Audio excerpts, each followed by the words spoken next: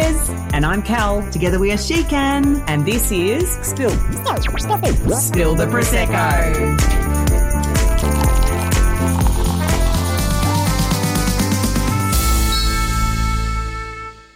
Welcome to episode 4 of Spill the Prosecco, proudly brought to you by Pizzini, King Valley Prosecco. Not really. However, we're still looking for a season sponsor.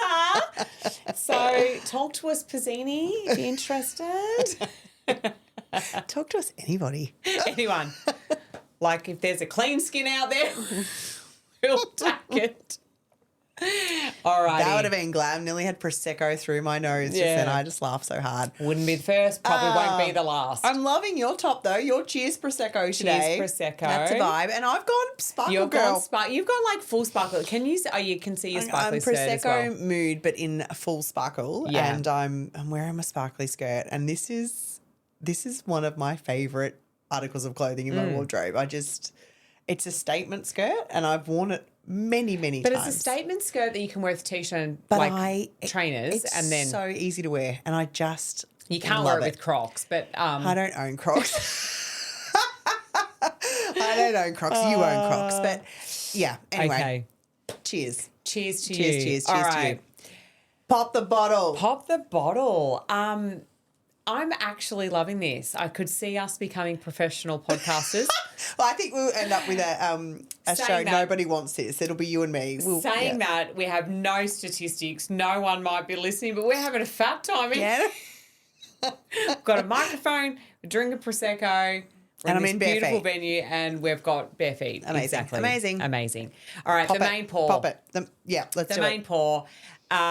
We're talking about the first 4-day. We're talking about the evolution of our events and I guess the structured plan that our events for such a long time were. So it was always, and this is the system you had to follow. Came to a 3-hour workshop for free, committed to our 2-day escape, and then you signed on from 2-day escape to our 4-day retreat. Correct. And you couldn't just jump. Go to the 4-day retreat unless you went to the 2-day escape. And I will say, I still stand behind that decision based on what growth happened at the 2-day escape and what was experienced. I don't think you could have catapulted into the 4-day without there being some serious repercussions. And here's a bit of behind the glass. We wouldn't have been ready. Like, we evolved with the clients. Oh, of course. So I feel like there was that element of we needed that warm up to work with them, to get to understand, to get to know where we could push further and go further. If we'd just brought someone we had no connection with or no knowledge of into a 4-day, it just wouldn't have landed the way it did. Yeah. And so, fast forwarding to our first 4-day, which again was a sold out event. Made on the cuff. Yeah, absolutely. That very first event back at Lyndon Warren in Millawa, we ran enough 2-day escapes to have enough women say yes to the 4-day retreat.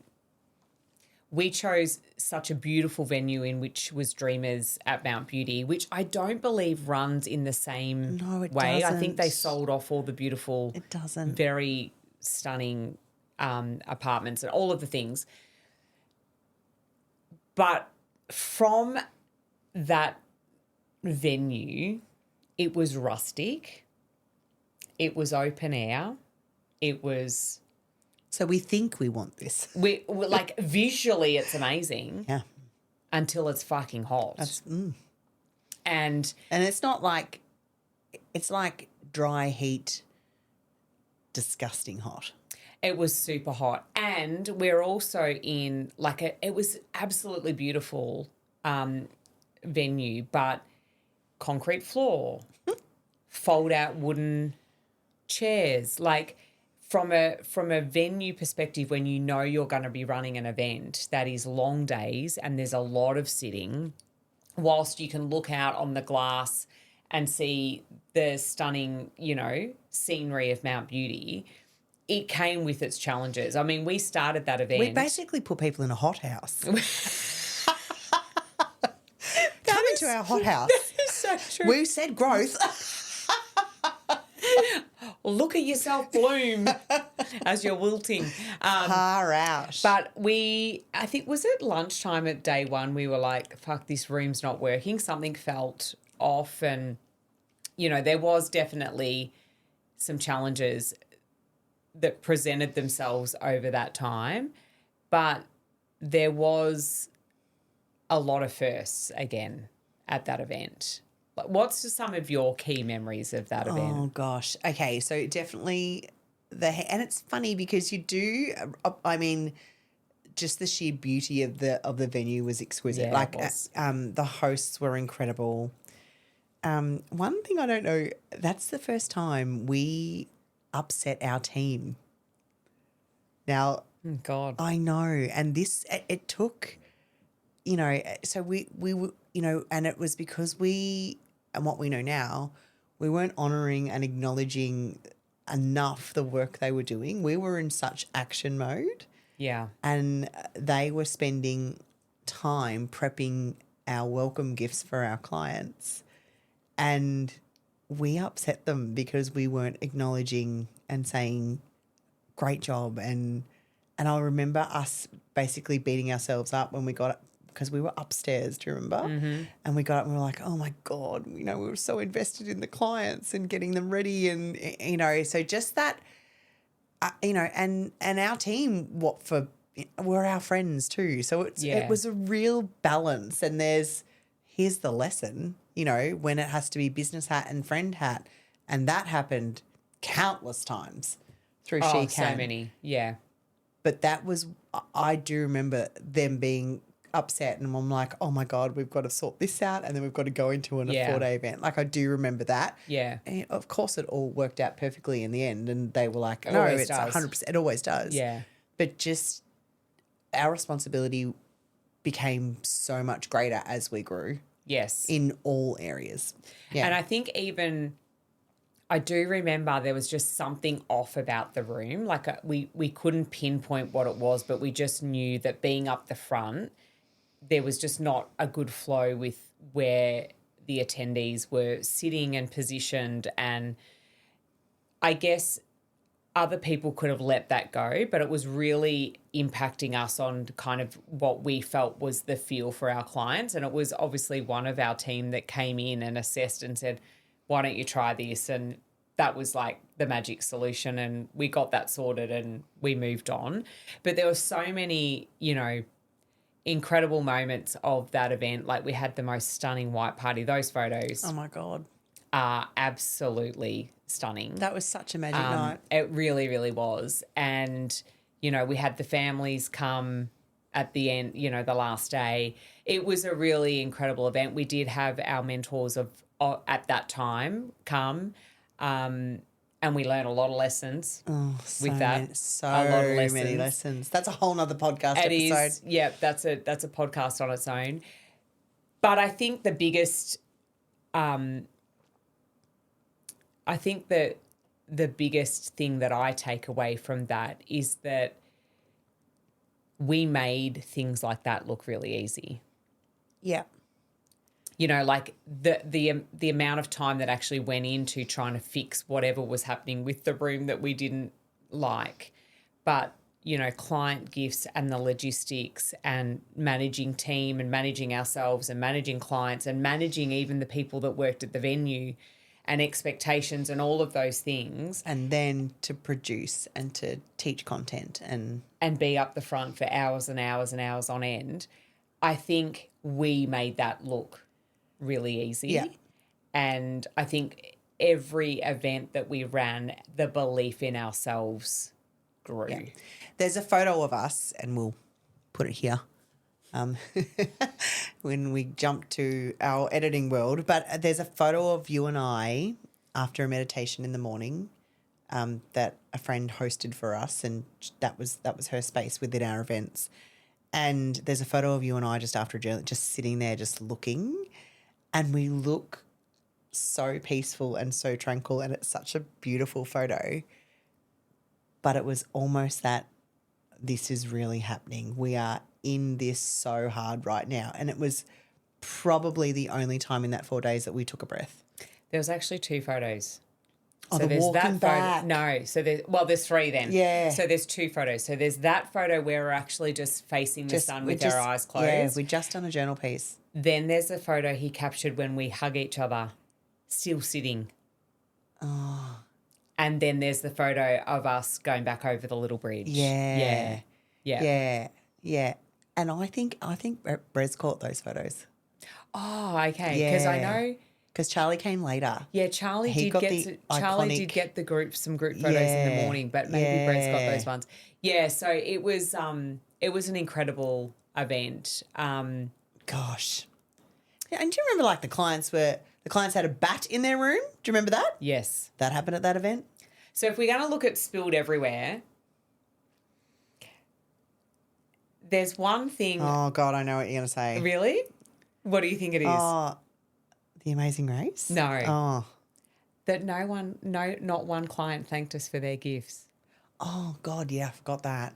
And the gift was a wooden chopping board that we had our Shecan logo made into what is that? Like a heated iron thing. Like a branding iron. Yeah, Joey, my husband did all of them. Joey did all of so it was burnt into the chopping board. Like it took hours. Like we could not have been more excited about the gifts and not really anyone. But interestingly, we brought that into learning into the event. Yeah, we talked about it. We actually talked about it and said, like, where else is this showing up in your life? Like, where else are you just taking expectations and like, oh, well, I paid to be here and, well, yeah, great, that's a nice gift. Like, it's really, we wanted them to see, is this how you're choosing to see your world? Because I know that is one thing that I'm, and I know you are too, I'm grateful for everything. Like whenever, I'm always so grateful in those moments. So I guess to witness people not, we were like, what, hold please? What's going on here? And I think that showed up at many events and it's always become part of, well, they're here and they see us as their mentors. And so we get to, if we choose to, raise this behaviour with them so that it sheds a light on what they mightn't be seeing. And now they show up so differently. It was a total lesson learnt for them because they couldn't be more the opposite now. Yes. Those ones that were in that original, they are the most like, oh my God, you guys, like it's lessons, always lessons. Yeah, absolutely. But remember we had clients like stealing shoes from rooms and swapping them with our children, in that last little bit. But yeah. There was lots of fun. And yeah, I think, what were some of the biggest lessons that you think you learned from the 4-day? Oh gosh. I guess, I think we didn't think it was enough with just us. I think that's probably my biggest lesson. It took me a little while to get to. We thought we had to bring in external, we had to have other people be there in the room to do their thing because we weren't enough. What I know now, we were definitely enough. Mm-hmm. And I guess because our clients, we protected them so much, there was an element of we didn't want that to be abused. Yes. And I know now that, I think that was a really big lesson for me. Yeah. Yeah. How about you? Mine is like probably an extension of that as well, in that I witnessed things that I never wanted to be as a facilitator and a speaker if I got the chance to be on someone else's stage. Mm. And so I think that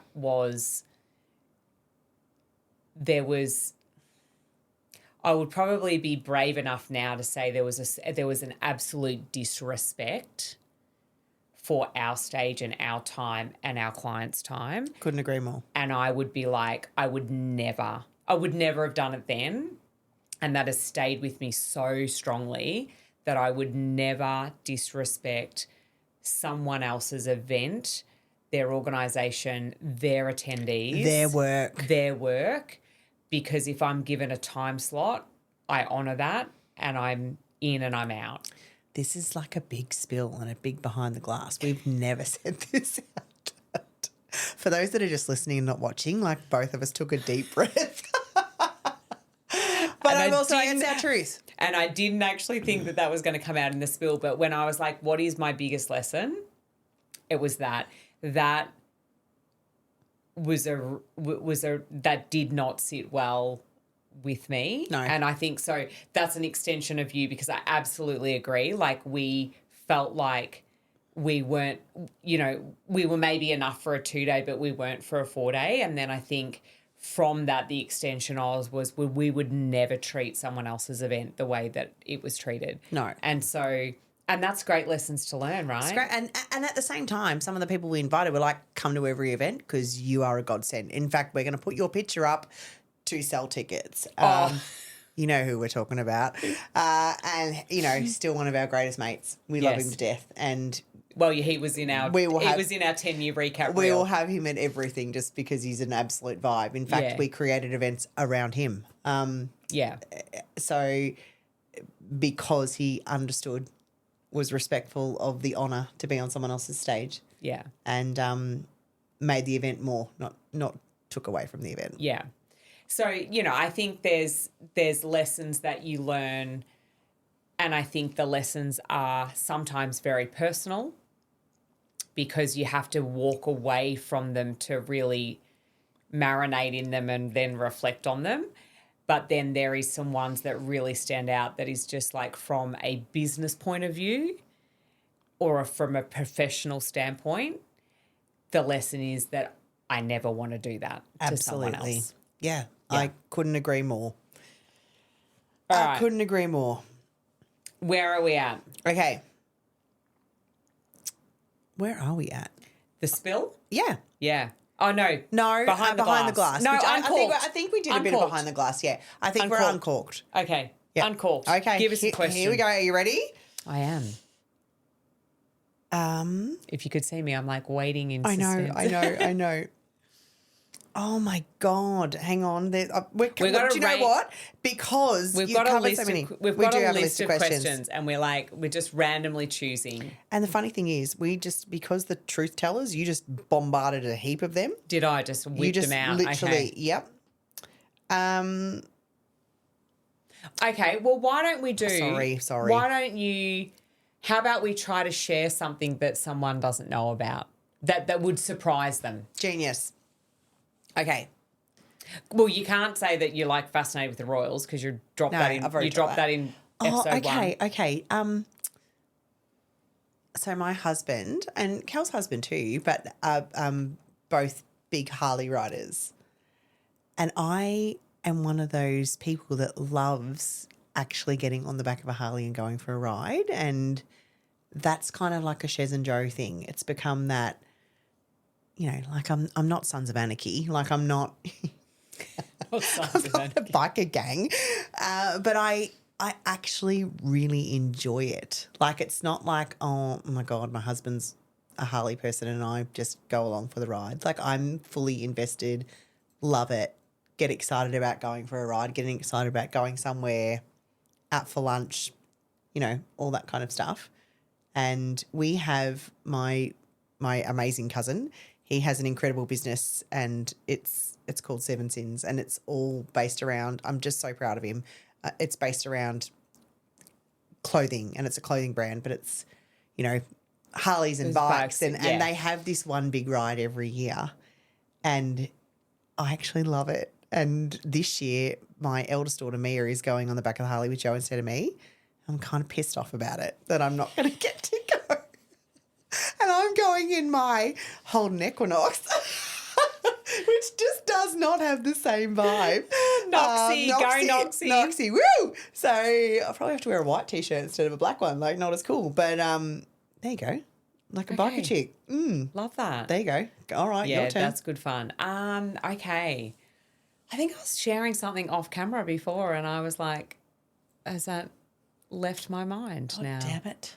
However, but what I did recognise something the other day is that I love watching things on social media.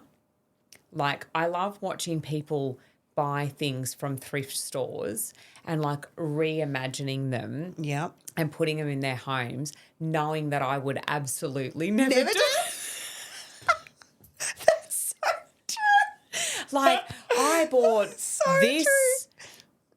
toaster and turned it into a planter box, and I'd be like, that's fucking amazing. We are such But minimalists, I would not have that shit in my house. Like, and then I look at their homes, and they're like printed wallpaper and all the little bits and bobs and gold frames and brown frames. And it's all like beautifully You never do it. crazy aesthetic. I could not have that much shit in my Because house. you also you want to be able to pack up in 3 hours and move country. Like Correct. Like, I just want to actually not pack anything and say, good luck to the next person. I'm out. Have it all. So, yeah, that's that. Yeah, that's good. Yeah. Guilty pleasure. It wasn't what I shared with you off camera, but I don't know what that I was see this anymore. happens a lot. It does. It just comes through us. But maybe we'll save it for another episode. Yeah. Good job. It'll come back to me. Anyway, Last sip. Cheers. Cheers. Episode, That was I the don't 4 know. day. Let us 4 know day. if you were there. Yes. Yeah. Episode 5, we're going to come up for air and maybe talk a little bit more business. Amazing. Yeah. Cool. See you then. Okay. Do you want to stop and I'll just get a new Prosecco bottle? Yep. Or Yep. what the fuck was your thing? I don't know. I can't remember.